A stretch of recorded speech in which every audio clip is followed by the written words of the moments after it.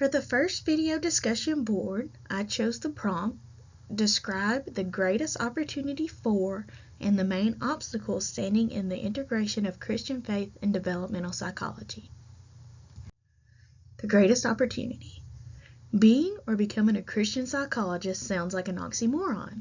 However, you can still be a Christian and a psychologist. The greatest opportunity for Christianity and psychology to be integrated would be that having Christian faith, you are more empathetic towards people that are hurting, whether it is mentally, emotionally, or physically.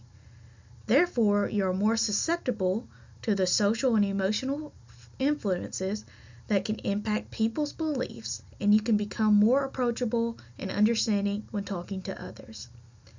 When dealing with developmental psychology and Christian faith, the first thought that comes to mind would be, God has created us so intricately to where we sometimes cannot fathom how our bodies develop and work together as a whole.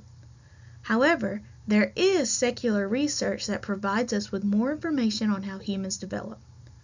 People of Christian faith can use this research on development, especially research on the human mind.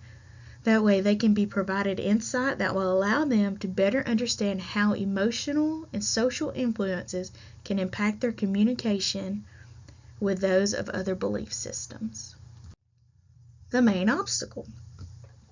The main obstacle standing in the way of integration of Christian faith and developmental psychology is that the Bible does not coincide with psychological theories.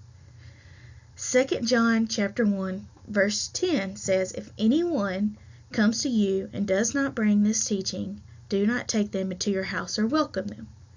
We are taught as Christians to not believe the theories of science, so I pose a question.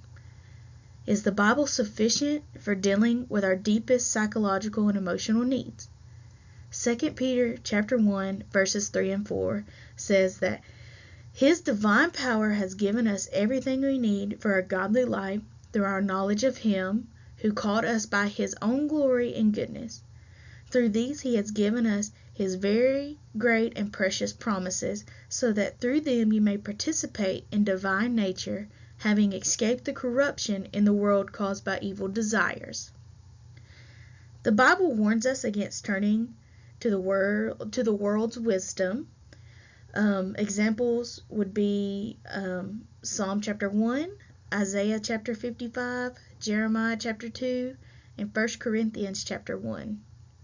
As Christians, we are to depend solely on God and God's Word as our support and wisdom in this world.